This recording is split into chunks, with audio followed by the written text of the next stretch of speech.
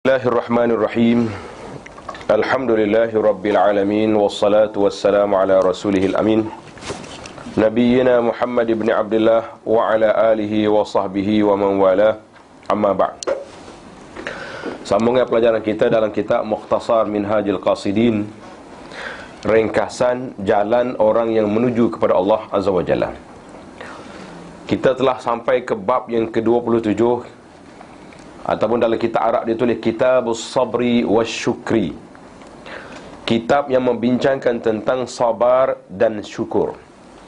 Dalam kitab ini ada dua perbahasan, satu sabar, satu lagi syukur. InsyaAllah dalam perbahasan kita ni kita pergi kepada sabar dulu. Bahagian yang pertama iaitulah as-sabru fi fadli sabri wa haqiqatihi wa aqsamihi wa nahwi zalik. Bahagian yang pertama iaitulah sabar, kelebihannya, hakikatnya dan bahagiannya. InsyaAllah mudah-mudahan dengan kita belajar kelebihan sabar ni, kita akan dapat menjadi manusia yang sabar. Jangan pula lepas ngaji kita tersahur ni balik marah-marah pula. Allah Subhanahu wa ta'ala telah menyebut lebih kurang 90 tempat dalam Al-Quran mengenai sifat sabar. Tanda itu. Dalam Quran kata ada berapa sifat sabar? Berapa kali? 90. Zakarallahu sabra fi nahwi 90 tempat dalam Quran.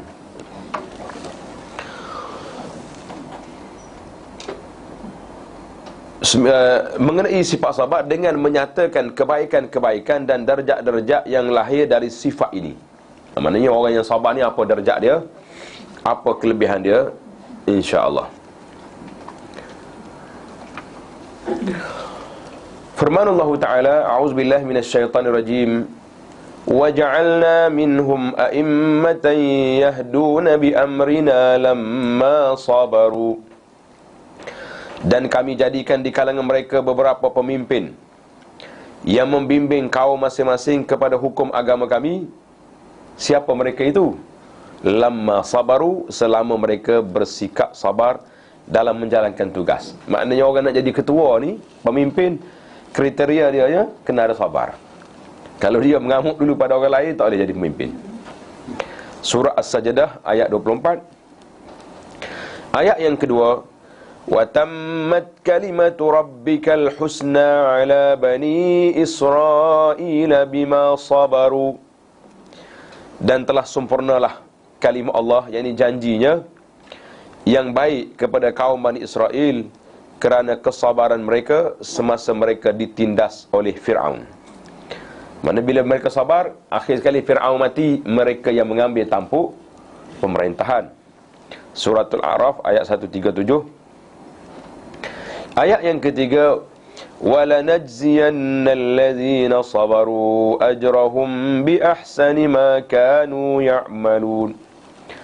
Dan sesungguhnya kami membalas orang yang sabar dengan memberikan pahala yang lebih baik dari apa yang mereka telah kerjakan. Suratul Nahli ayat 96. Ayat yang keempat, إِنَّمَا يُوَفَّى الصَّابِرُونَ أَجْرَهُمْ بِغَيْرِ حِسَابٍ.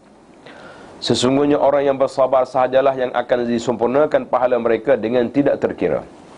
Dalam kitab kita ni telah membawa kepada kita 4 ayat Quran yang menyebut tentang kelebihan sabar. Salah satu daripada amalan yang pahalanya tidak ada limit. Pahala apa? Sabar. Allah kata bighairi hisab. Cuma dia tengok tingkatan sabar yang kita ada. Lagi kuat kita punya darjat sabar, lagi tinggi kita punya darjat pahala. Surah Az-Zumar ayat 10. Setiap amalan diberikan ganjaran berdasarkan kadar dan hitungan tertentu yang telah ditetapkan oleh Allah Azza wa Jalla, melainkan sifat sabar.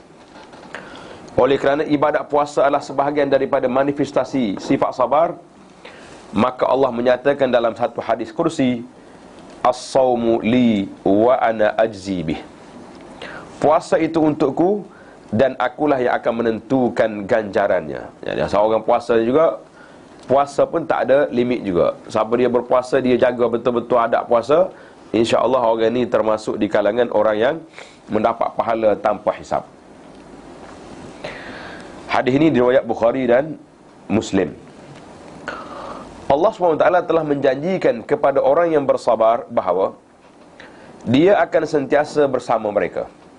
Allah akan sentiasa memberi pertolongan kepada orang yang sabar. Allah SWT juga telah mengurniakan kepada orang yang bersabar apa yang tidak diberikannya kepada orang lain. Siapa? Tengok ayat Quran ini. Ulaika alaihim salawatum min rabbihim wa rahmah wa ulaika humul muhtadun. Mereka itu ialah orang yang dilimpahi dengan berbagai-bagai kebaikan dari Tuhan mereka serta rahmatnya, dan mereka itulah yang mendapat petunjuk hidayahnya. Jadi puak ni telah mendapat limpahan rahmat daripada Allah Azza wa Jalla. Surah Al-Baqarah ayat 157. Ayat-ayat lain berkenaan dengan sabar terlalu banyak. Di awal tadi penulis telah sebut berapa puluh? 90. Jadi kalau kita ambil semua 90 ni, kita baca ayat je hari ni. Tak payah ceramah lain dah kan. Sekarang ni kita berpindah kepada hadis pula. Hadis-hadis yang memperkatakan berkenaan sifat ini juga banyak.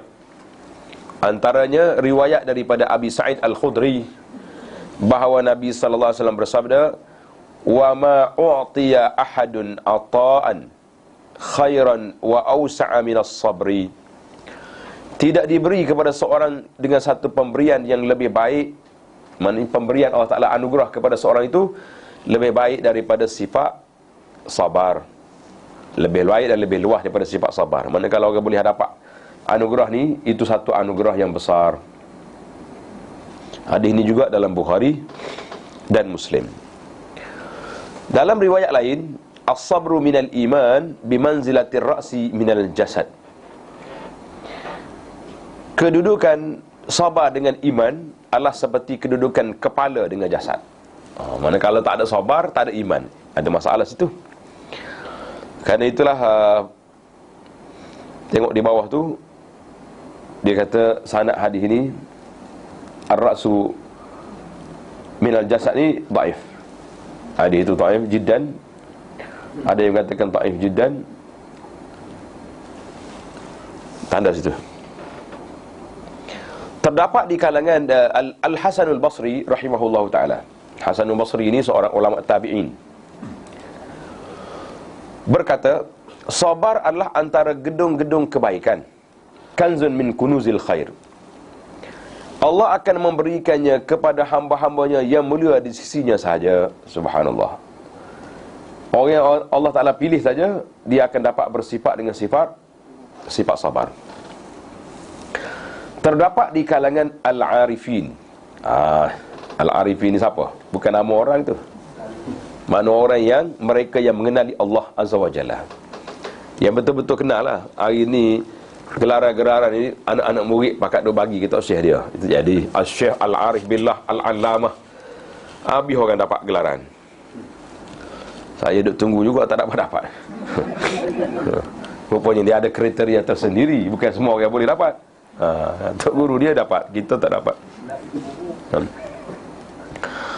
Terdapat di kalangan Al-Arifin mereka yang mengenali Allah Azza wa Jalla dengan sebenarnya, meletakkan dalam poketnya cebisan kertas yang sentiasa dikeluarkan untuk mereka mengulang kajinya. Tulis juga ayat ni, cantik ni. Cebisan kertas tersebut mengandungi firman Allah Ta'ala, "Wasbir li hukmi rabbika fa innaka bi'ayunina." Dan dengan yang demikian, bersabarlah wahai Muhammad sallallahu alaihi wasallam. Jadi ayat ini turun kepada Nabi asalnya. Menerima hukum Tuhanmu, yakni memberi tempoh kepada mereka, sesungguhnya engkau dalam pemerhatian kami. Jadi Allah Ta'ala kata, kamu tidak terlepas daripada pemerhatian ataupun inayah, penjagaan Allah Azza wa Jalla. Surah At-Tur ayat 48. At-Tur ayat 48. Sifat sabar adalah ciri keistimewaan manusia. Khas untuk manusia je sabar ni. Ia tiada pada hayawan kerana kekurangan dan keadaannya yang sentiasa dikuasai oleh nafsu. Jadi hayawan ni tak ada sabar dia. Sifat ini juga tidak terdapat pada malaikat, kerana sifat malaikat yang sempurna. Jadi malaikat dia sempurna, jadi tak perlu kepada sifat itu.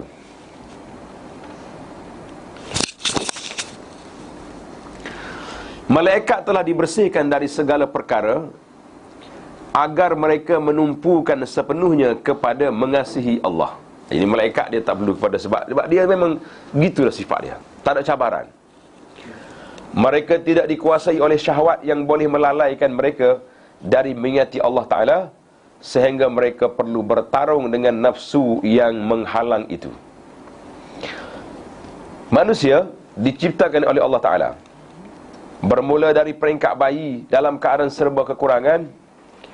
Keadaannya ketika itu seperti keadaan hayawan yang hanya dilengkapi dengan nafsu terhadap makanan yang diperlukannya. Nah, ini kita peringkat awal dulu. Setelah itu dikurniakan perasaan untuk bermain dan berhias. Nah, mula dah beli habis, penuh dalam bilik dia mainan dia. Seterusnya nafsu jantina. Dalam keadaan ini mereka tidak memiliki kekuatan kesabaran. Apabila akal mula kuat dan memainkan peranannya, mereka dapat berfikir dengan baik dan cergas. Dengan itu terpancar cahaya hidayah pada usia mumayyiznya. Yang ada kitab tu tanda mumayyiz ni usia yang dapat membezakan benda yang kotor dengan benda yang bersih. Itu mumayyiz. Mayyaza mana bezakan. Dan banyaklah hukum-hukum. Kita nak bawa anak pergi masjid pun dia kata nak budak yang mumayyiz. Kalau budak yang kecil pergi tak irawa kan dia tu. Tak, lompat atas kepala orang kata. Kemudian dia membesar secara berperingkat sehingga baligh, umpama mega merah di waktu pagi yang hilang secara beransur-ansur di cahaya matahari yang menyusul. Namun hidayah ini masih kurang kerana ia tidak boleh memandunya kepada kebaikan akhirat. Masih lagi duk mikir lagi. Apabila dia diperlengkapkan dengan pengetahuan syarak, dia akan memahami sedikit demi sedikit perkara-perkara akhirat dan senjatanya juga bertambah. Walaupun demikian, manusia masih mengikuti tabiatnya walaupun syarak dan akal menentangnya. Ini mewujudkan pertemuan antara syarak dan nafsu. Medan peperangannya ialah hati manusia.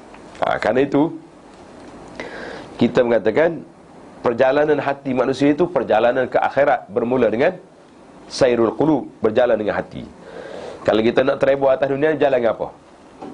Berjalan dengan beg. Nah, penuh barang-barang dalam beg dia pergi. Tapi kalau nak berjalan di akhirat, kita kena berjalan dengan hati kita. Jalan dengan hati. Bermula di mana?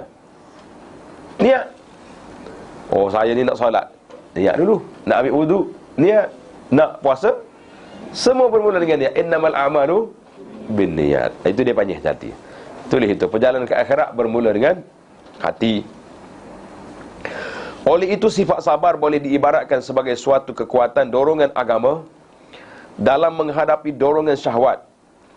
Apabila dia mampu berdiri teguh dan mengalahkan serangan hawa nafsu tersebut, dia tergolong di kalangan orang yang sabar. Apabila sifat ini lemah sehingga dikalahkan oleh dorongan hawa nafsu dan tidak mampu bersabar untuk menolaknya, dia termasuk di kalangan pengikut syaitan. Wal'iyazbillah. Apabila terbukti bahawa sabar itu merupakan suatu kekuatan dorongan agama yang tetap teguh dalam menundukkan kehendak hawa nafsu, jelaslah bahawa ia hanya berlaku kepada manusia. Itu dipanggil muqaddimah ya. Tuan Syekh kita ni nak cerita kepada kita sifat sabar ni ada pada manusia. Tapi setengah-setengah hayawan ada juga sabar ya. Orang kata di antara binatang yang sangat sabar, unta. Unta dia sabar. Wa tahmilu asqalakum ila baladin lam takunu balighi illa bisyiqqil anfus. Dia boleh bawa kita pergi mengembara ke negeri yang jauh. Zaman dulu sebulan dia boleh berjalan. Macam mana dia punya kesabaran itu tinggi. Panjanglah cerita unta ni, sangat menarik. Tuan-tuan yang pergi ziarah unta tu, biasa ustaz-ustaz akan cerita kat sana tak? Kalau kita cerita unta di sini memang sangat tak habis pula kitab kita ni. Baik, kita berpindah mukaddimah tentang kelebihan sabar. dan sabar itu hanya dipasang kepada manusia. Sekarang ini kita berpindah kepada faslun fi aqsamis sabri. Fasal pada membincangkan jenis-jenis ataupun bahagian sabar. Kita nak tahu sabar ni ada berapa jenis. Sifat sabar terbagi kepada dua aspek. Yang pertama, aspek fizikal. Dia panggil badani. Sabar menanggung kesusahan yang menimpa tubuh kita. Seperti sabar ketika menanggung bebanan. Kita angkat barang berat, kena sabar ke tidak? Melakukan kerja ibadat yang memenatkan badan dan lainnya. Sabar juga. Nak berjalan pergi masjid pun ambil masa. Nak ambil wuduk, penat juga kan? Tawaf, kalau kena tawaf tingkat atas tu, jangan main. Bukan main penat kita dah. Sa'i, nak pergi melontar. Melontar ni daripada khemah tempat orang Malaysia duduk ke tempat melontar lebih kurang 6 km pergi balik. 3 kali ulang. Berapa kali boleh tahan? Yang kedua, aspek nafsi. Dia panggil nafsani. Nafsani itu mana? Jiwa. Ini yang kita nak latih hari ni. Yang body itu semua orang pandai dah buat. Hari ni saya duduk tengok sambil-sambil nak mari tadi, satu keluarga naik basikal belakang, pusing. Kata rajinnya dia naik basikal dah. Orang kata kesihatan. Saya kata sihat tak apa, tapi masalah nak lalu kot pergi jalan raya tu yang kita bimbang.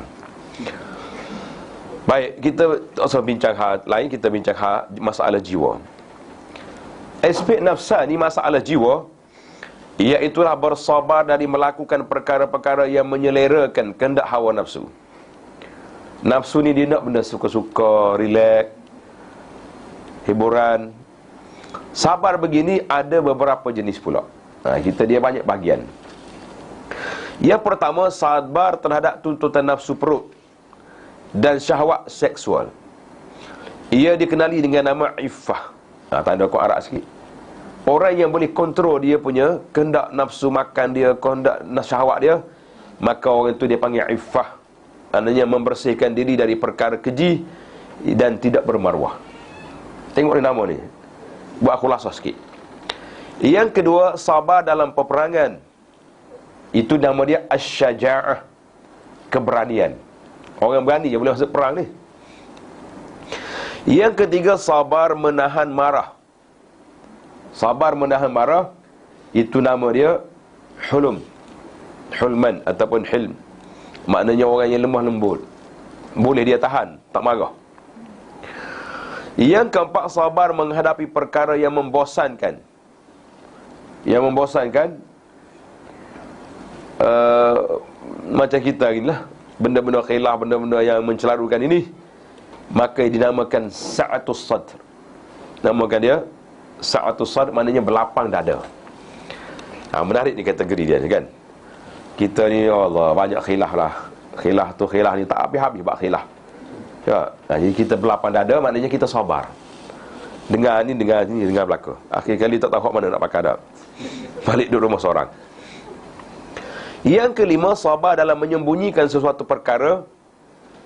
Kita tahu rahsia ni, tapi kita sembunyikan. Itu dia panggil kitmanus sir, menyembunyikan rahsia. Susah juga kita nak sembunyi rahsia ni. Betul tak? Rahsia kita sendiri pergi beritahu dengan orang juga. Kalau kita ada rahsia, kita beritahu seorang je, maknanya kita dah pecah rahsia. Oh, ini teman rapat saya ni. Betul lah. Mari teman rapat dia cerita pula, ni teman rapat saya. Berapa teman rapat dah? Akhir kali tak ada rahsia lagi. Tambah-tambah sekarang ni, terlepas je gambar dalam grup, bismillah, tunggulah awak. Cuma nasib baiklah sekarang ni 7 minit boleh delete balik. Ada jugalah peluang nak mendelete balik. Kalau tidak, astaghfirullahalazim, gambar tak untuk aurat. Masuk dalam grup anak kan ni, jangan main. Anak-anak main handphone ni, habis dia atas gambar mak dia. Yang keenam, sabar terhadap kemewahan hidup. Dia dikenali dengan nama zuhud. Kita mewah tapi kita sabar, kita tak ikut nafsu. Itu dia panggil zuhud. Yang ketujuh, sabar dengan ketentuan yang telah ditetapkan oleh Allah, yang dinamakan dengan al-qanaah. Al-qanaah, berpada dan redha dengan pemberian Allah. Jadi kita ni dapat dah, alhamdulillah saya ni qanaah dah ni. Berapa sebulan gaji? Tak banyak, baru 20,000. Kau nak dah tu kita tu. Apabila disebut perkataan sabar, jadi kita tahu dah nama-nama sabar tu. Buat catatan sikit. Iffah untuk orang yang baik nafsu, syaja'ah untuk orang berani, hil untuk orang yang lemah lembut. Dia boleh tahan marah. Dia boleh marah, boleh marah, nak marah boleh. Jadi ada 7 nama sabar dalam kategori kita ni. Apabila disebut perkataan sabar, ia amat sinonim dengan sabar terhadap musibah. Biasanya kalau kata sabar tu duduk mana?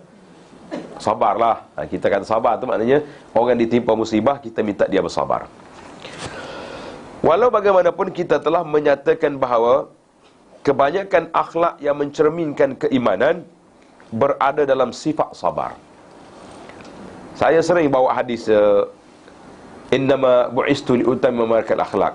Hadis Nabi sebut, aku dibangkitkan untuk budi pekerti, menyempurnakan budi pekerti akhlak yang mulia. Sebab duduk di sini, sifat sabar ni sifat yang besar.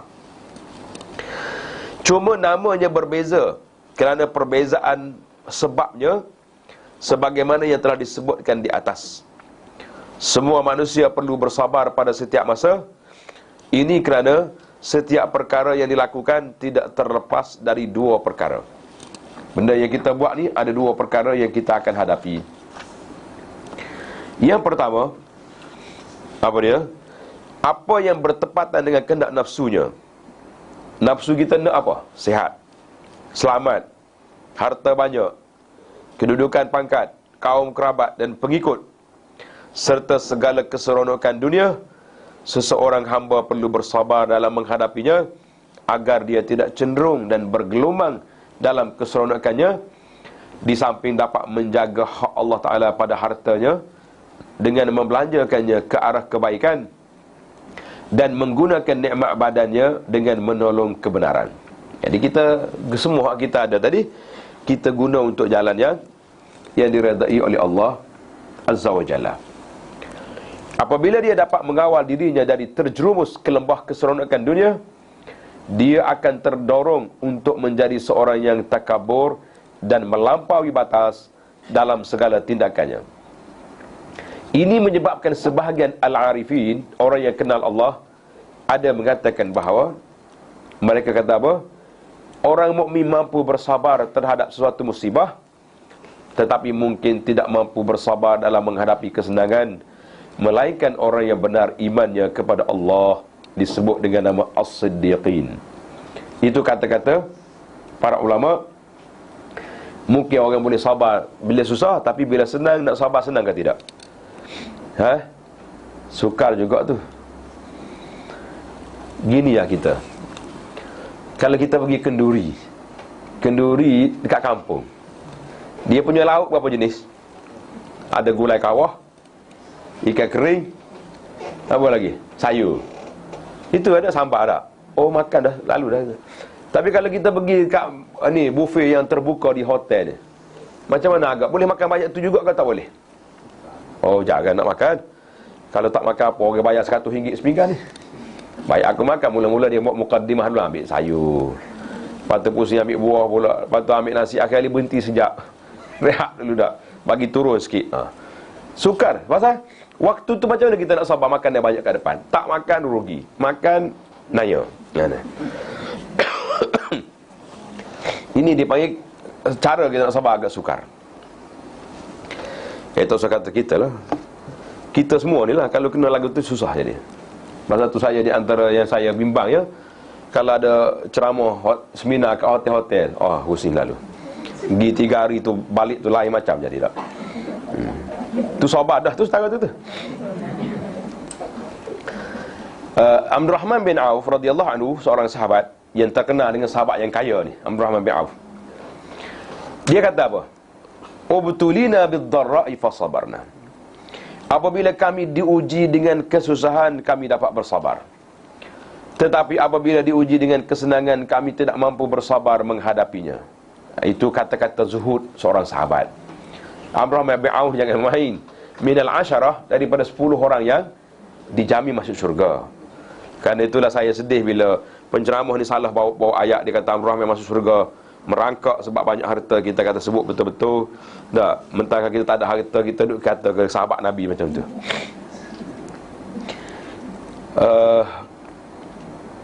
Kerana itulah Allah SWT berfirman, la tulhikum amwalukum wala auladukum an zikrillah.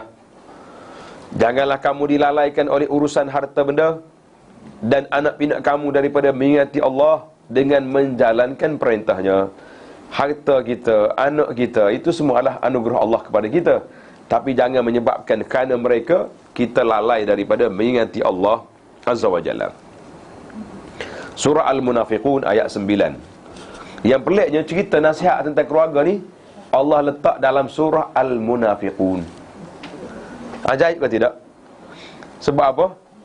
Sebab orang munafik saja orang yang berpura-pura hidup beragama, sedangkan dia asalnya tidak beragama.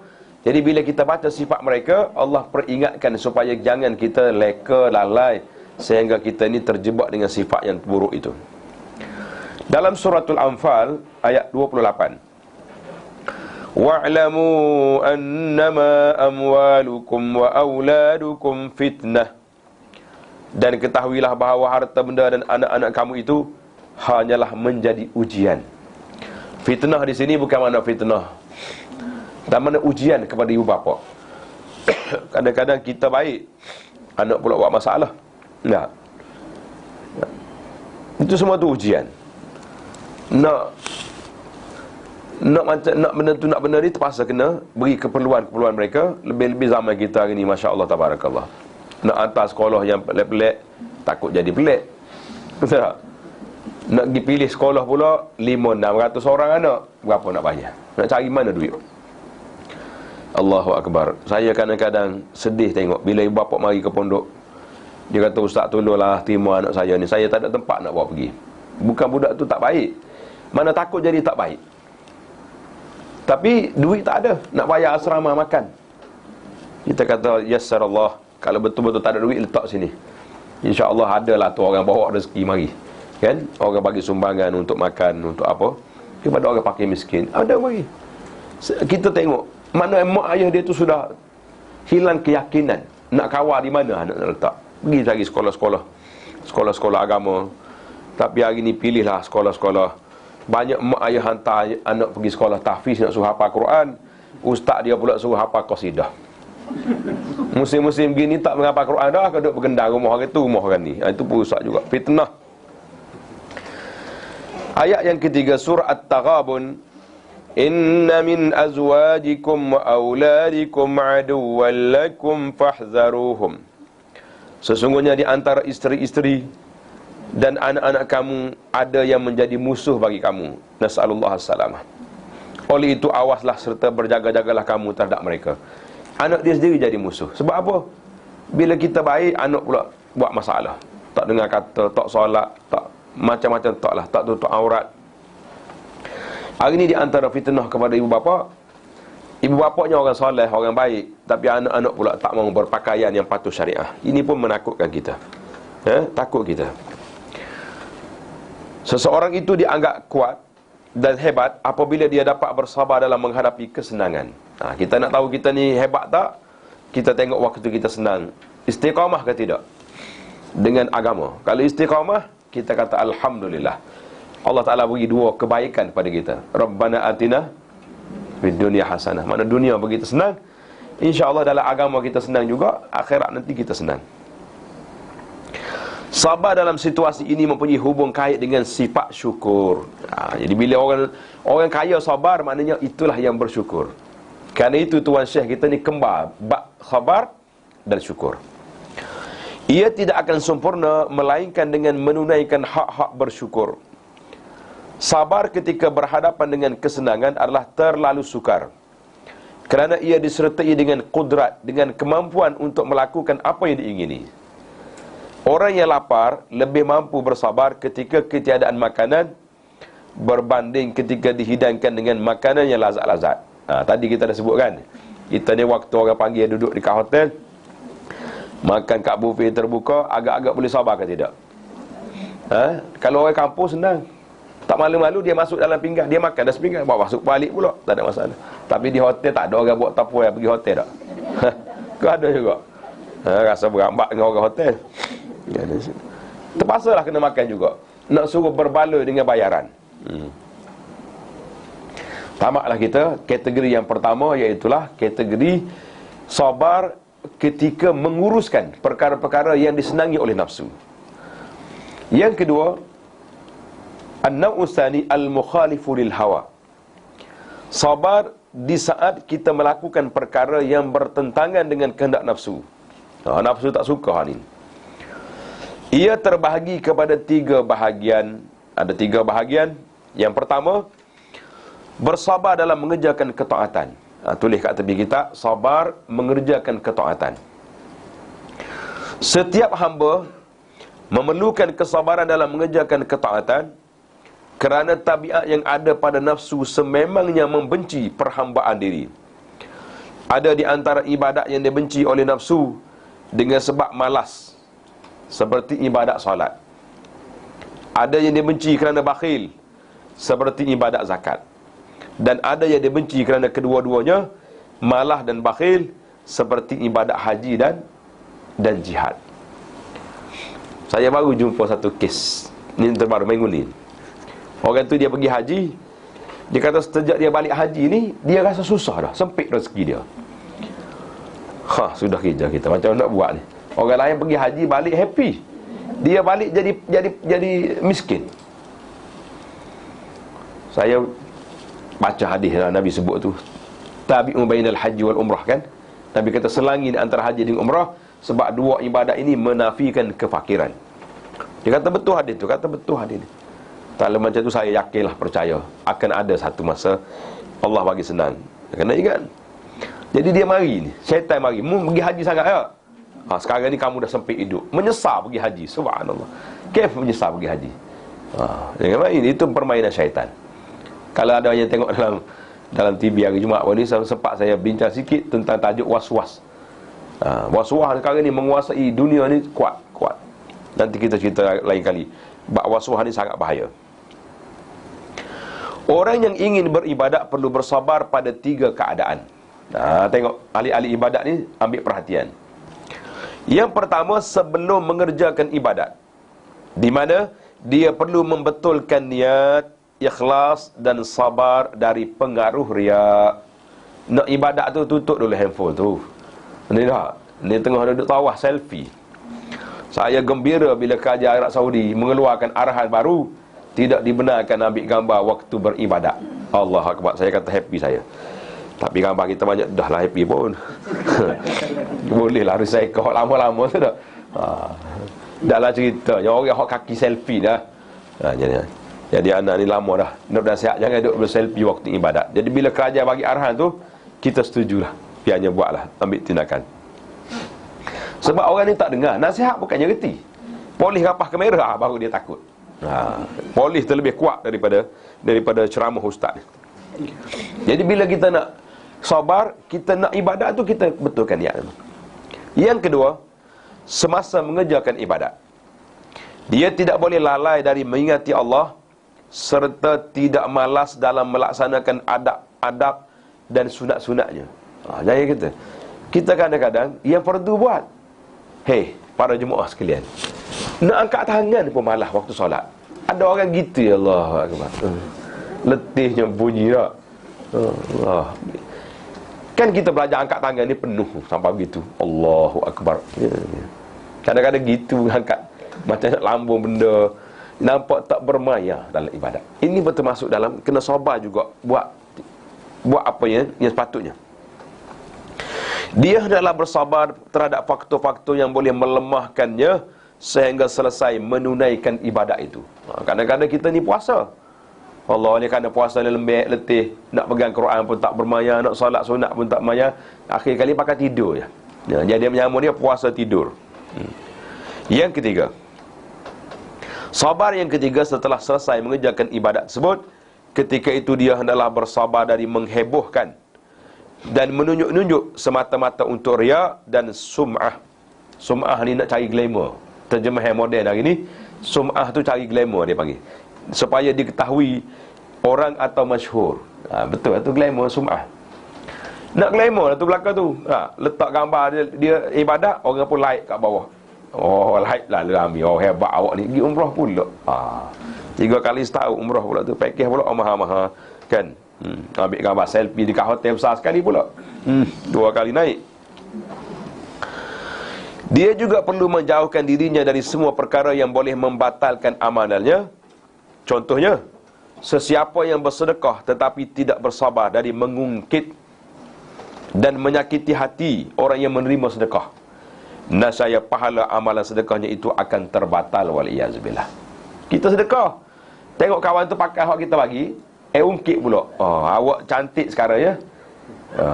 Depan-depan orang pula dia lantun bagi tu. Beg siapa bagi tu? Alah, kawan tu sipu-sipu malu. Dia dalam beg tu ada tisu ya dia tu pun. Bukan ada alat make up pun. Tapi dia orang bagi galah juga tak. Tanda terima kasih. Dia ungkit pula depan orang. Ini hancur semua kita punya pahala. Baik. Kategori yang kedua dalam perkara yang berlawan dengan nafsu tadi, iaitulah bersabar dari mengerjakan maksiat. Tadi sabar nak buat ibadat. Ia ni sabar dari melakukan maksiat. Setiap hamba amat memerlukan kesabaran ini. Di sana terdapat maksiat-maksiat yang mudah dilakukan, seperti maksiat lidah. Tanda betul-betul ni. Maksiat yang paling mudah dilakukan maksiat apa? Maksiat lidah. Iaitu mengumpat, berbohong, berdebat dan seumpamanya. Berdebat nak cari benang, bukan nak cari kebenaran. Nak cari kebenaran tidak jadi masalah. Bersabar terhadap perkara-perkara ini adalah lebih sukar. Oleh kerana itu kamu dapati bahawa seseorang itu memakai sutera, dia memandang buruk atau suatu yang mungkar terhadapnya. Bila tengok orang laki-laki pakai sutera, semua pakak marah, kan? Apa awak ni? Tetapi tidak pula merasa demikian apabila dia mengumpat, walaupun dilakukan sepanjang hari. Tak jadi mungkar benda tu. Orang yang tidak dapat menjaga lidahnya dalam percakapan harian dan tidak berdaya untuk bersabar, dia tidak akan terselamat melainkan dengan beruzlah. Apa dia uzlah? Mengasingkan diri daripada orang. Tak usah campur orang. Tak ada. Kita ni kalau kita mengumpat sebab duduk dengan orang. Kalau tak ada orang dengar, kita mengumpat dengan dinding. Pergi duduk kat dinding, bahasa celaka dia tu. Tak ada apa. Kejap lagi ambulans mari ambil. Bila pula ni dia tak cukup ubat dia ni. Kita boleh mengumpat bila duduk dengan orang. Kalau tak sabar, lagi duduk jauh. Yang ketiga, bersabar terhadap perkara yang di luar kehendak, luar kuasa kita, dan di luar pilihannya, seperti musibah yang melanda. Ini bukan kuasa kita. Kita gak nak selamat lah, kan? Sentiasa. Sebab itulah hari ni orang beli kereta tu macam-macam alat ada. Belon yang ada tu, seluruh kereta ada belon lah. Tapi waktu aksiden belon tak hidup pula dah. Tak keluar angin dia, habis. Tuan dia pula keluar kereta. Berlaku. Contohnya kematian seorang yang dikasihi, hilang harta benda, buta mata, sakit dan semua jenis musibah yang lain, maka sabar terhadapnya lah di antara makam yang tertinggi, kerana sandaran kepada kesabaran itu adalah keyakinannya kepada Allah. Kita kata apa? Kita tidak akan kena musibah ni kecuali dengan ketetapan yang telah ditentukan oleh Allah Azza wa Jalla. Dan dalam sabda Nabi sallallahu alaihi wasallam, man yuridillahu bihi khaira yusib minhu. Sesiapa yang Allah kehendaki kebaikan kepadanya, dia akan mengujinya dengan ditimpakan musibah. Hadis ini dalam Bukhari. Jangan cari musibah kalau ditimpa. Kita nak suruh jadi musibah pula. Tak ada orang langgar kita pergi langgar orang. Yang kedua, sabar menghadapi gangguan kejahatan manusia lain adalah setinggi-tinggi tahap kesabaran. Firman Allah Ta'ala, wa in tasbiru wa tattaqu fa inna dzalika min azmil umur. Dalam pada itu, jika kamu bersabar dan bertakwa, maka sungguhnya yang demikian itu adalah dari perkara-perkara yang dikehendaki diambil berat melakukannya. Surah Ali Imran ayat 186.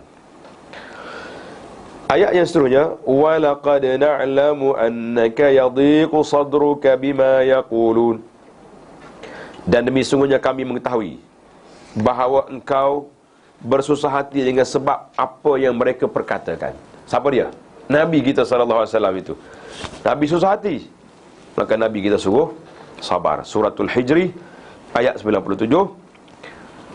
Ayat yang suratul Nahli 126, wala in sabartum lahu wa khairul sabirin, dan jika kamu bersabar maka sungguhnya yang demikian itu adalah lebih baik bagi orang-orang yang bersabar. Jadi ayat-ayat Quran ini mengarahkan kepada kita, menggalakkan kepada kita sabar apabila disakiti oleh orang. Adalah hadis ni, hadis ni tanda situ diriwayatkan. Sebab muhakkik dia kata isnaduhu dhaif hadis ni. Sabar itu ada 3 bahagian. Yang pertama, sabar terhadap musibah. Yang kedua, sabar dalam melakukan ketaatan. Dan yang ketiga, sabar dari melakukan maksiat. Jadi hadis ini sama dengan tadi juga, dengan ayat-ayat Quran tadi. Sesiapa yang bersabar terhadap musibah yang melanda hingga dia mampu menghadapinya dengan penuh kesabaran, Allah akan mencatatkan baginya 300 darjat. Jarak antara satu darjat itu adalah seperti langit dan bumi. Yang kedua, orang yang sabar dalam melakukan ketaatan dicatatkan baginya 600 darjat. Jarak antara satu darjat dengan darjat lain seperti jarak perut bumi dengan arasy. Sesiapa yang sabar terhadap maksiat akan dicatatkan baginya sebanyak 900 darjat. Jarak antara satu darjat itu seperti jarak 2 kali ganda antara perut bumi dengan arasy. Jadi nampak pelik sikit kan? Bila dia ada matematik tu macam pelik. Tengok nombor nota di bawah. Riwayat Ibnu Abi Dunya dalam kitab Fadlus Sabr, Abu Syekh dalam kitab As-Sawab, dan Ad-Dailami dalam kitab Al-Firdaus. Ini adalah hadis mengikut muhakkik asal ni. Muhakkik yang Arab satu lagi dia kata hadis ini maudhu' palsu. Jadi ada juga yang kata dhaif. Yang pentingnya tidak sahih dalam masalah ni. Pasal tu dia bunyi pelik. Hadis-hadis yang menyatakan berkenaan kelebihan sabar terlalu banyak. Terlalu banyak.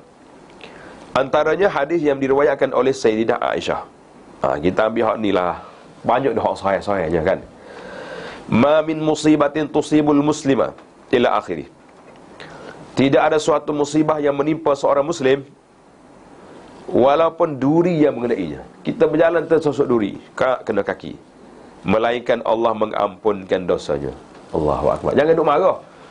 Kita berjalan sepak kayu. Bahasa celaka ahli majlis daerah ni. Mari tak buang batu lah, kita kata astaghfirullahalazim. Allah nak ampunkan dosa kita. Kita letak positif. Jangan suruh marah orang lah. Marah orang tak sah masalah sampai bila-bila. Anhim dalam Bukhari dan Muslim. Hadis yang kedua, ma yusibul muslim min nasabin wala wasabin wala hammin wala huzn wala adza wala ghammin ila akhirih. Seorang muslim yang ditimpa sesuatu kesakitan, timpa sakit, kepenatan, penat kita ni, letih, kegelisahan, ham, tak tenang, kesedihan, huzn, atau duri yang mengenainya, illa kaffarallahu biha min khataya, akan diampunkan dosa-dosanya oleh Allah Azza wa Jalla. Hadis ini juga dalam Bukhari dan Muslim. Hadis yang ketiga,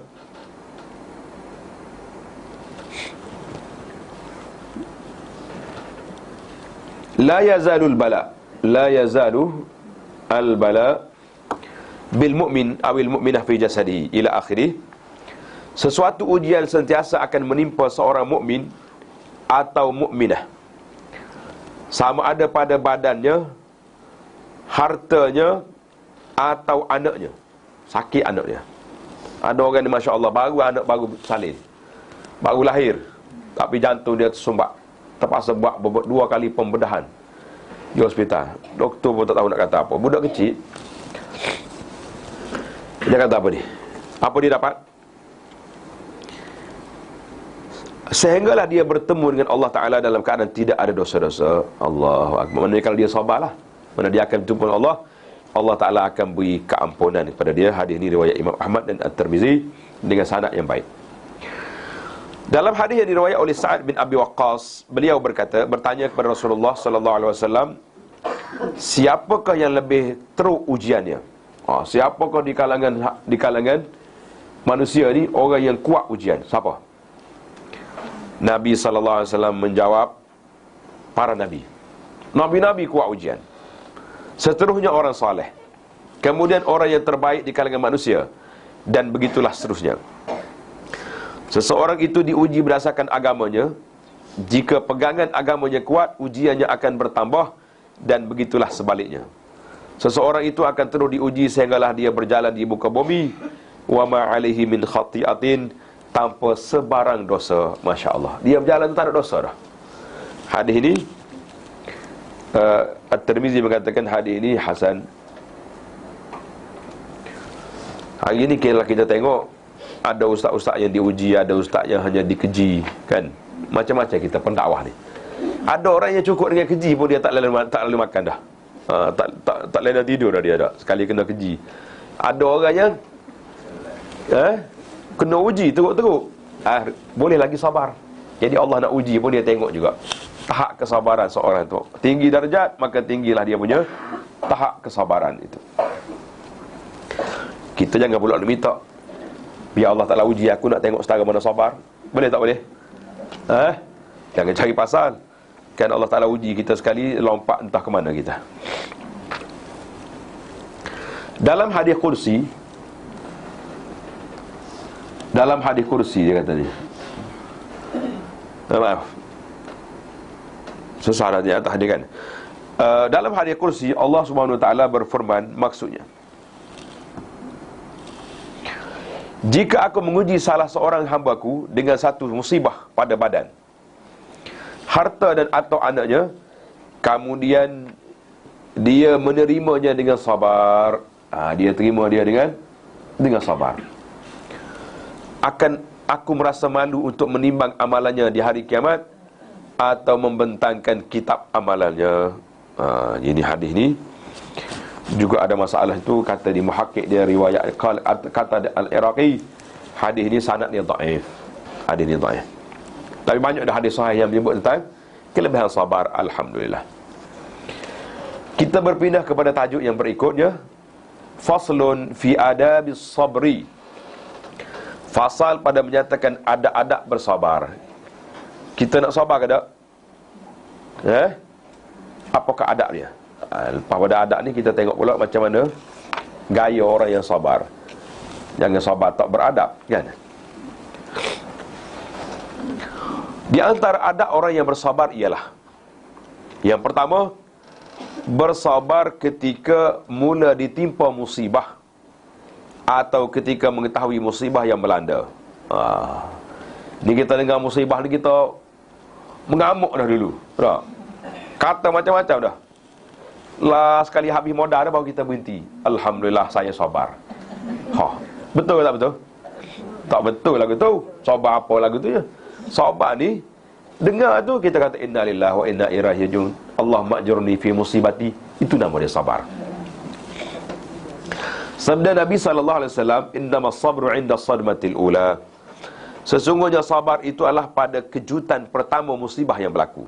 Hadis ini dalam Bukhari dan juga dalam Muslim. Yang kedua, merujuk atau kembali kepada Allah dengan ucapan, bila kita dengar musibah, kita pun kata inna lillahi wa inna ilaihi raji'un. Itu dia panggil istirja', mana kembalikan musibah itu kepada ketentuan Allah Azza wa Jalla. Ini berdasarkan hadis riwayat Muslim daripada Ummu Salamah radhiyallahu anha. Ingat kan? Kita dah belajar dah. Allahumma ajurni fi musibati wa akhlifni khairan minha. Hadis Ummu Salamah itu masyhur.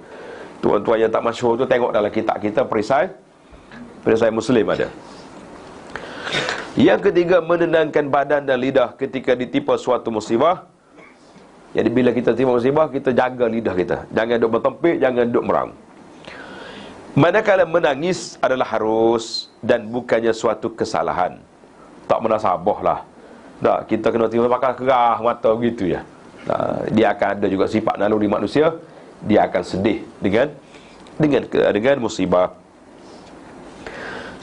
Sebahagian cendekiawan hukama Islam berkata, menzahirkan kesedihan dengan memukul muka dan seumpamanya tidak akan mengembalikan apa yang telah lepas berlalu. Balik tak balik? Tak juga.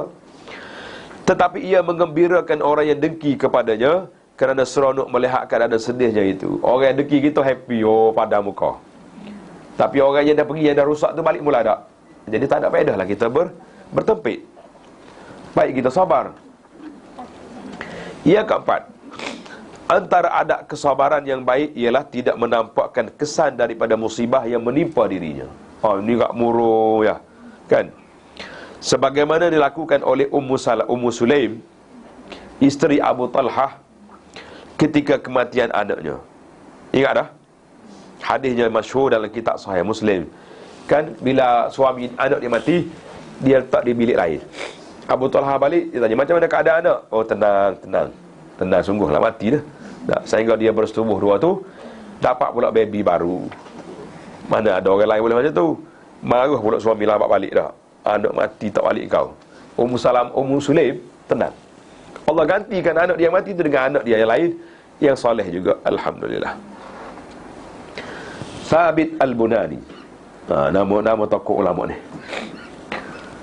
menceritakan Abdullah bin Mutarrif telah meninggal dunia.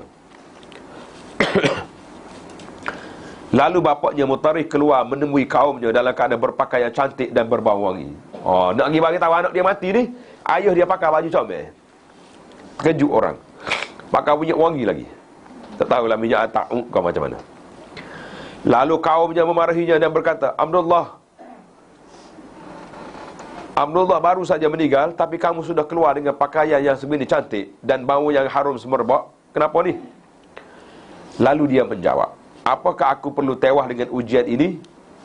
Sesungguhnya Allah Ta'ala telah menjanjikan kepada aku dengan 3 perkara, di mana setiap perkara tersebut aku lebih sukakannya daripada dunia dan segala isinya.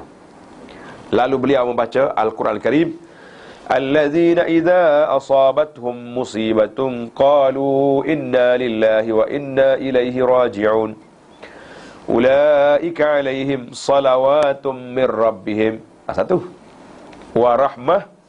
2. Wa ulaika humul muhtadun. 3 dapat. Iaitulah orang yang apabila mereka ditimpa oleh suatu kesusahan, mereka berkata inna lillahi wa inna ilaihi raji'un. Mereka itulah orang yang dilimpahi dengan berbagai-bagai kebaikan. 1. Dari Tuhannya.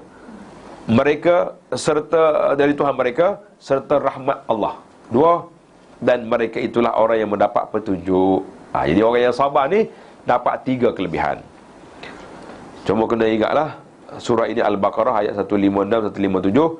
Kemudian Mutarrif berkata, aku lebih suka jika aku dihukum di dunia ini lagi, walaupun pada hari akhirat kelak aku hanya diberikan nikmat sekadar secebok air, asalkan aku tidak diazabkan di sana. Itu kata-kata dia lah. Tuan-tuan jangan duk kata yang pelik-pelik macam ni kan. Dan kena ingat, ini untuk laki-laki saja. Kalau orang perempuan jangan duduk berhias juga. Sebab apa? Sebab anak mati semalam. Lain cerita. Lebih-lebih lagi yang mati suami. Suami haram orang perempuan berhias. Itu dalam kitab dia panggil Al-Ihdad, mana berkabung. Kena belajar balik lah bab berkabung ni. InsyaAllah jangan duduk baca hadis ni, kita cerita pula. Dalam cerita yang lain, ada kisah lain pula. Seorang yang bernama Silah bin Asyam bersama anaknya berada dalam satu peperangan. Silah berkata, wahai anakku, majulah dan berperanglah. Depan. Mudah-mudahan aku akan mendapat pahala kerana bersabar sekira engkaunya terkorban. Kalau mu mati aku sabar, aku boleh pahala. Anak dia pun tak jawab, ayah pergi dululah, saya pun nak sabar juga dah. Tak juga. Tapi orang dulu bukan lagu tu, bukan ahli falsafah, dia berebut nak mati, nak pahala. Lalu anaknya keluar berperang dan akhirnya mati syahid. Mati sungguh anak dia. Melihat keadaan tersebut, Silah sendiri meruru ke hadapan dan berperang sehingga akhirnya beliau juga terkorban. Lalu sekumpulan wanita menziarahi ibunya. Jadi orang perempuan dia pergi ziarah ibu dia, Mu'adzah Al-Adawiyah.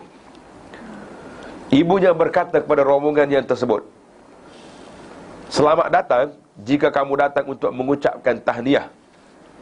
Kalau mari nak ucap tahniah, suami aku dengan anak aku mati syahid, mari. Tapi kalau mari nak ucap takziah kerana mereka mati, balik. Subhanallah. Ada ke lagu tu? Agak-agak kalau orang mari salah sebut ya tak. Tahniah puan. Mana agak? Kena tendang orang dulu. Baru tak tahniah suami aku mati dah. Dia mati syahid. Orang mati syahid ni ada jaminan untuk ke syurga. Sekiranya sesuatu musibah yang menimpa boleh disembunyikan, maka menyembunyikannya itu adalah antara nikmat Allah Ta'ala yang tersembunyi. Kalau kita boleh sembunyikan, itulah yang terbaik. Masa itulah saya tengok bila ada pelajar Malaysia ni kan yang mati tu, kena langgar di kereta tu. Orang pakat tulis buku lah, buat wacana lah, buat apa. Anda kata ini menghilangkan. Patut mak ayah dia sabar dengan benda ni. Kita pula duk besar-besarkan lagi, menabalkan sebagai tokoh tu, tokoh ni sukar, rugi. Wallahu a'lam. Allah Ta'ala yang maha berkuasa. Allahu Akbar. Sekiranya sesuatu musibah yang menimpa boleh disembunyikan, maka menyembunyikan itu antara nikmat Allah Ta'ala yang tersembunyi. Kita sembunyi lebih baik.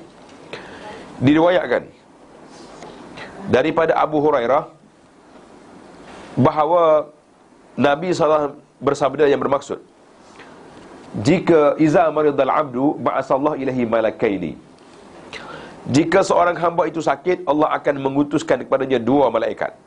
Malaikat ni 2 orang ke 2 apa? Kalau jin dia kata 2 ekor, malaikat 2 orang, dia bukan orang.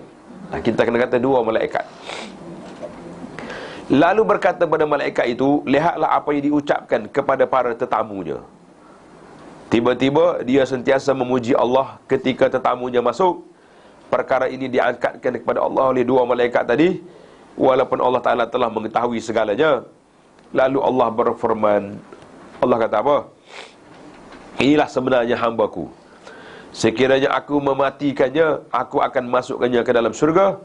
Tetapi seandainya aku menyembuhkannya, aku akan gantikan dagingnya dengan daging yang lebih baik, darahnya dengan darah yang lebih baik, dan aku akan menghapuskan segala kesalahannya. Jadi ini panggil hadis ini dalam Al-Muwatta. Sayyidina Ali radhiyallahu anhu berkata, antara sifat yang mengagungkan kebesaran Allah dan tanda mengenali hak-haknya ialah kamu tidak mengadu kesakitan kamu dan tidak akan menyebut-nyebut musibah kamu. Boleh tanda hadis sikit? Kita ni suka mengadu tak? Mengadu kat mana? Kat muka buku. Habis dia makan Panado. Baru sudah makan Panado.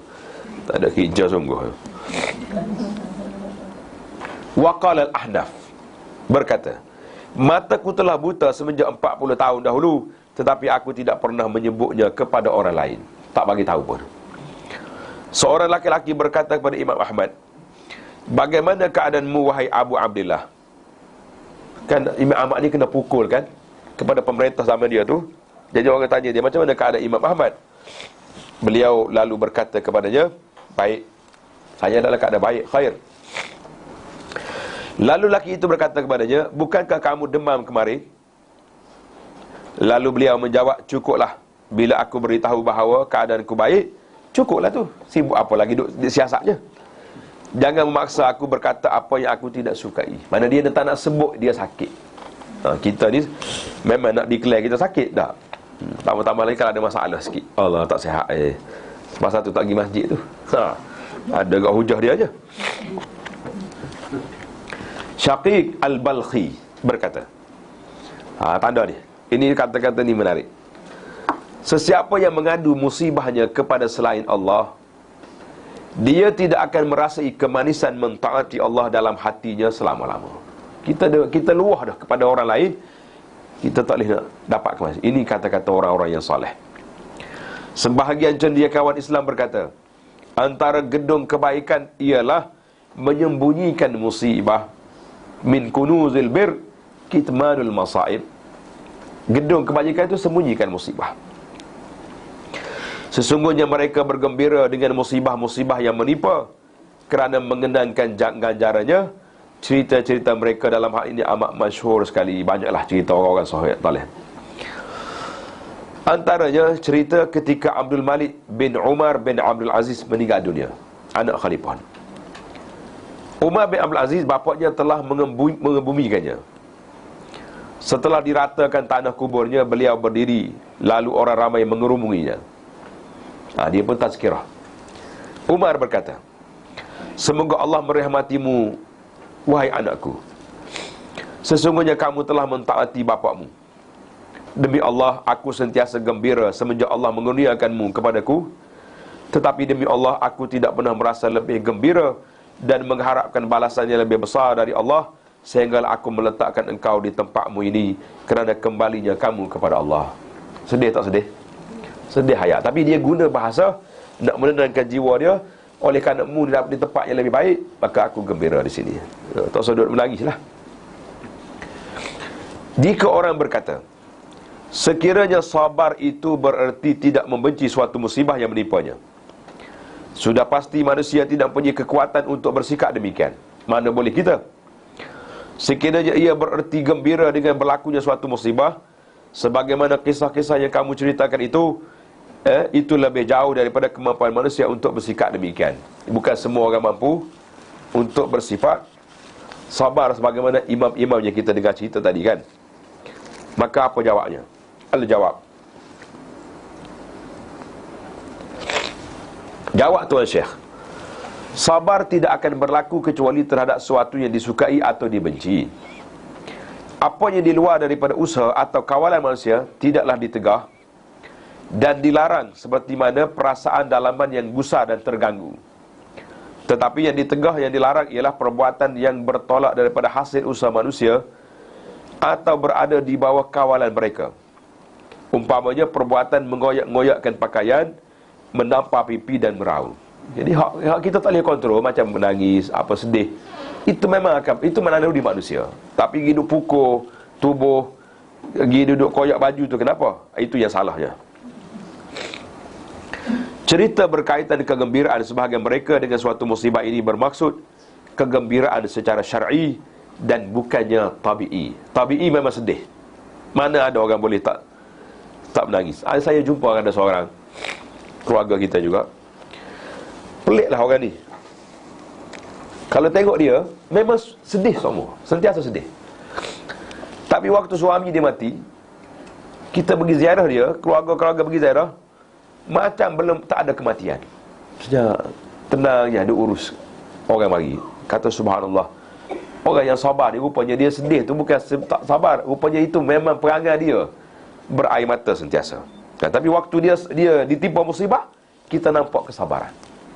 Siapa orang terkejut belakang, pelik ni, patut hari ni lah hari yang dia tisu dekat tangan, tak boleh ni kan. Bukan tak pandai tisu dah, kain tuala lagi. Tapi langsung tak nampak dia. Lepas pada selesai jenazah semua, uruskan orang pergi ziarah, barulah nampak kesedihan. Tengok,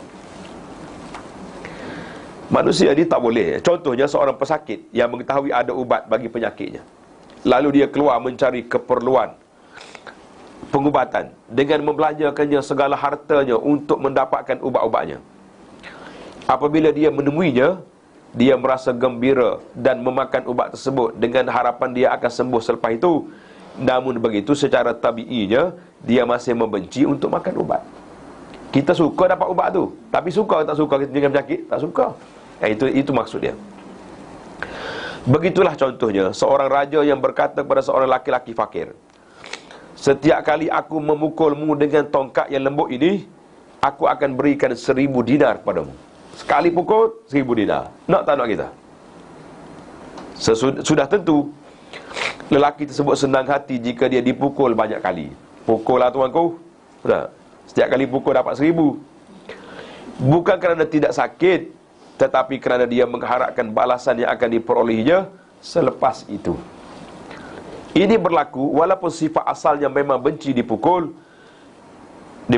Demikianlah juga dengan golongan salaf yang hanya mengharapkan ganjaran pahala, menjadikan mereka merasa senang dengan ujian yang diturunkan. Maka dia tak suka ujian tu, tapi dia senang dengan pahala yang diberikan.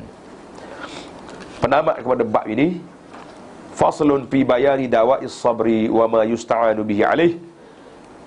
Fasal pada menyatakan ubat, penawar kepada sabar, dan bagaimana kita nak mendapat kesabaran, insya-Allah.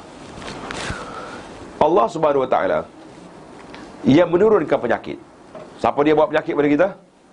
Allah. Dialah juga yang menjadikan penawar dan menjanjikan penyembuhan dari penyakit tersebut.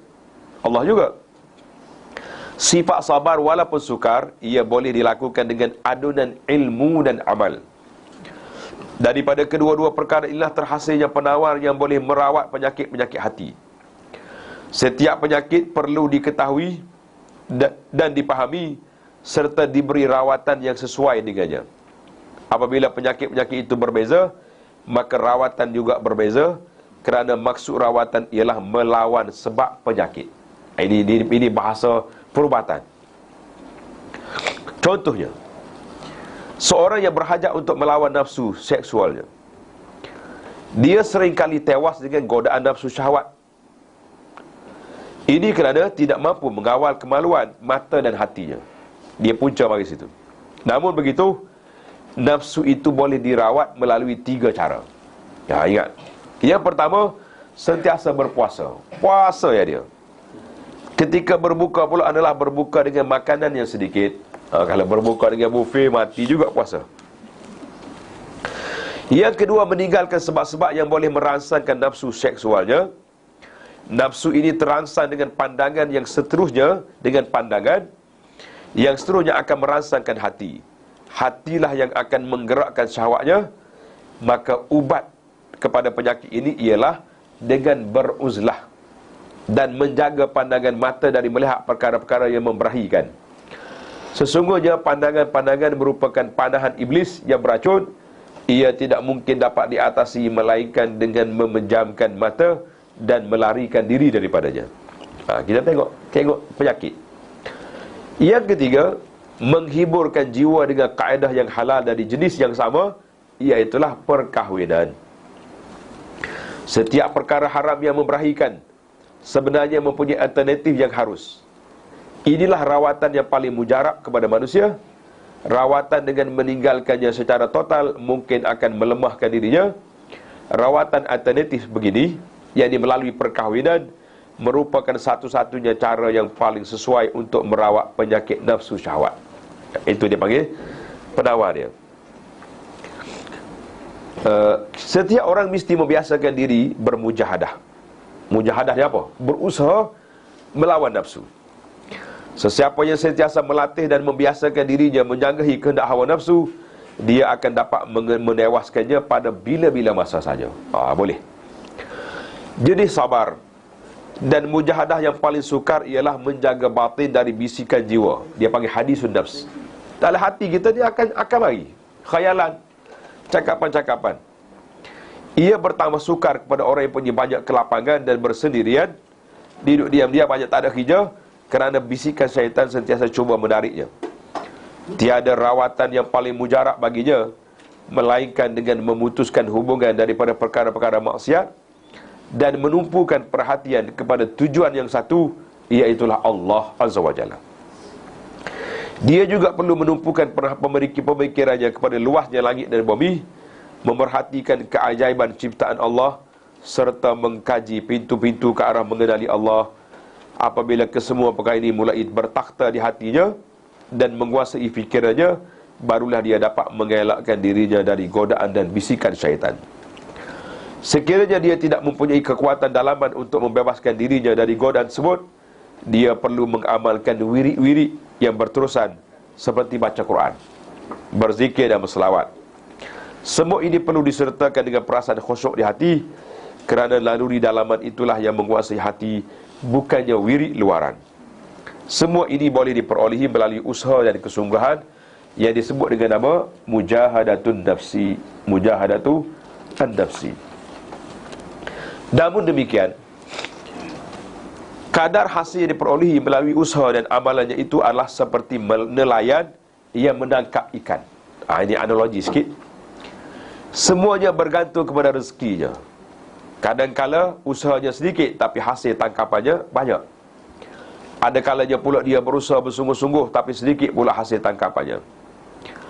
Tempat bergantung harapan di sebalik segala usaha yang dilakukan itu ialah kepada jazbah. Jazbah di mana tarikan Rabbani yang membimbingnya ke arah kebaikan. Kena belajarlah bahasa istilah tasawuf ni. Jazbah maknanya graviti. Tarikan kurnian Allah Ta'ala yang maha pemurah. Dia tarik ke arah mana? Kalau pergi ke arah baik, alhamdulillah. Kerana itu saya bila sebut bak ikan ni teringat kepada ahli-ahli pancing. Orang nak pergi mancing ikan tu dia sewa boot berapa? 1,000 satu malam, 2,000 sewa boot. Bayangkan kalau kita ambil 2,000 ni, kita pergi ke pasar ikan, berapa banyak boleh? Berapa tong boleh buat klik? Oh, banyak sekali dapat tak? Rugi masa betul. Tapi itu hobi-hobi. Dia kata hobi ya ustaz, bukan soal nak makan pun. Baiklah. Jadi kita duduk. Sesungguhnya jabhah tersebut, jazbah mana tarikan, sentiasa mengiringi amalan-amalan yang dilakukan oleh hamba-hambanya, sama ada di kalangan manusia atau jin. Itu semua menghasilkan jazbah. Tarikan itu tidak termasuk dalam ikhtiar hamba, kerana ia adalah kurniaan Allah. Bahkan ikhtiar hamba hanyalah menyediakan dirinya agar terdedah kepada tarikan tersebut dengan cara mencabut semua tarikan di dunia dari hatinya. Mana kita kena usaha jadi zuhud. Kerana orang yang tertarik kepada tarikan duniawi yang rendah tidak akan tertarik sekali-kali, tidak akan ditarik sekali-kali ke peringkat yang paling tinggi, iaitulah tarikan Rabbani. Setiap orang yang gemar dan rakus pada dunia, dialah yang akan tertarik kepadanya. Oleh sebab itulah, hubungan dengan tarikan duniawi ini perlu diputuskan. Inilah yang dimaksudkan oleh Rasulullah SAW dalam hadis. Dia kata apa? Inna li rabbikum fi ayami dahrikum nafhat. Sesungguhnya Tuhan kamu punya hembusan rahmatnya dalam kehidupan seharian kamu. Oleh sebab itu hendaklah kamu mendedahkan diri kamu kepadanya agar dapat menikmati hembusan rahmatnya itu.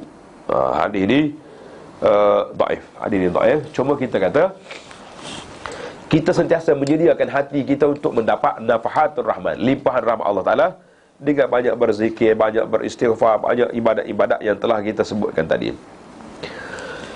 Kita perlu mengosongkan tempat jazbah hati itu dan bersedia menunggu kerahmatan yang akan turun, seperti seorang yang peneroka tanah yang menebas dan membersihkan lalang di kawasan tanahnya. Kemudian dia menanam benih tanaman di situ. Segala usahanya itu tidak akan memberikan manfaat melainkan dengan turunnya hujan. Dia pula tidak mengetahui bilakah Allah akan menurunkan hujan, tetapi dia percaya kepada nikmat Allah bahawa dalam setahun pasti akan turun hujan, walaupun sekali. Begitulah juga dengan kurniaan dan hembusan rahmat dari Allah Ta'ala. Ia tidak pernah terputus atau sunyi, sama dalam masa setahun, sebulan ataupun sehari. Seseorang hamba adalah lebih dahulu membersihkan hatinya dari kotoran nafsu, serta menyemai dialahnya benih iradah. Amanah iradah? Kemahuan dan ikhlas, serta mendedahkannya kepada tiupan angin rahmat, sebagaimana penantian kepada hujan menjadi semakin kuat pada musim bunga, ketika wujudnya awan yang tebal dan cuaca yang mendung. Demikianlah juga dia perlu bersabar menanti hembusan nafahatur rahman dari Allah pada waktu-waktu yang mulia, iaitulah ketika semangat dan kesungguhan manusia bersatu, seperti pada hari Arafah. Hari Arafah ni semua orang pergi sana nak jadi baik belaka, kan? Hari Jumaat dan hari-hari dalam bulan Ramadan, keazaman yang berkobar-kobar dan nafas yang turun naik merupakan penyebab turunnya rahmat Allah Ta'ala dengan kebijaksanaan dan ketentuan Allah Azza wa Jalla. Jadi bab sabar tadi kita faham betul dah tak? Bab yang kemudian dia agak letih juga penutup dia ni. Apa dia nak kata sebenarnya? Ya, dia nak, Tuan Syekh kita nak bagi tahu pada kita, kalau kamu nak mendapat limpahan rahmat Allah Ta'ala dalam hati kamu, maka kamu kena sediakan hati itu biar bersedia untuk menerima rahmat. Dengan apa? Dengan kita sabar, buang benda-benda mungkar dan maksiat, sifat-sifat yang tak baik, barulah hati kita tu digilap oleh Allah Ta'ala dengan sifat yang baik. Tamatlah bincang kita. InsyaAllah kita akan masuk kepada Asy-Syatrus Tsani, terbahagian yang kedua, iaitulah asyukru, syukur kepada Allah Azza wa Jalla, InsyaAllah dalam perbincangan kita yang akan datang. Subhanakallahumma wa bihamdika, asyhadu an la ilaha illa anta, astaghfiruka wa atubu ilaih.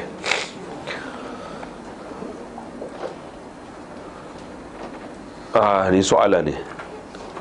Assalamualaikum. Waalaikumsalam. Wanita yang dalam iddah kematian suami, bolehkah pergi solat berjamaah majlis ilmu di masjid dan lainnya? Jawabnya, orang yang yang dalam kematian, iddah kematian itu dia tak keluar daripada rumah dia. Kalau ada keperluan pada siang hari, boleh dia pergi. Contoh dia terpaksa kena bekerja. Tapi kalau setakat lagi majlis ilmu ya, sekarang ni dengan ada YouTube ni, dah pergi pakak cari sumbangan lah sikit, kita buka wifi kat rumah dia, biar dia tengok dia nak masuk channel mana boleh belakang. Ada belakang semua channel Abu Anah mana ni ada, Cemor ni ada. Jadi dia kena sabar lah. Itu ketentuan Allah Azza wa Jalla, ketentuan Allah Azza wa Jalla kepada kita. Ya. Ada lagi soalan, silakan.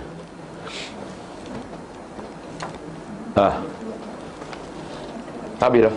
Ni banyak majlis kahwin ni. Sibuk belakang nak pergi kahwin tak? Ya. Ya. Yalah. Saya nak tanya, tadi doktor ada bagi tahu kita beruzlah, iaitu mengasihkan diri daripada kelompok untuk mengelakkan daripada perkara-perkara yang Ya, dia panggil uzlah ya, betul. Satu lagi Ustaz ada bagi tahu bila kita berseorangan akan ada lagi godaan apabila Ya. berada berseorangan. Macam mana tu? Maksudnya kita sekarang ni, kita tengok suasana tak kondusif, istilah orang sekarang ni, kan? Jadi kalau kita duduk ramai-ramai, akan ada orang ni bisik, orang ni bisik. Akhir sekali, maka tak ada cara lain kecuali kita beruzlah, aksinya mengasingkan diri daripada majlis itu. Bukan tak duduk dengan orang terus, bukan duduk bertapa dalam gua ya. Tapi kalau kita duduk keseorangan, kita akan digoda dengan godaan lain pula. Maka pada saat itu kita kena cari rufqah as-salihah, kena cari kawan-kawan yang saleh, yang kita duduk dengan dia, kita tak dengar dia mengupak, duduk dengan dia berzikir ya. Subhanallah, subhanallah, alhamdulillah, Allahu akbar.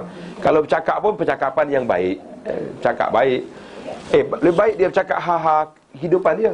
Ini beg saya, ini apa ni, jam tangan saya baru beli sana sini tak, daripada kita duduk dengar dia mengumpat orang. Dia cerita habis dia, itu dia punya pasal lah. Jangan kalau lama-lama sangat kita tanya beg takkan tak puas awak pakai yang tu. Bagi saya pula tak ada juga peluang-peluangnya nak ambil. Ada soalan sila? Tak ada dah. Dia suruh berhenti dah tu, habis bateri dah.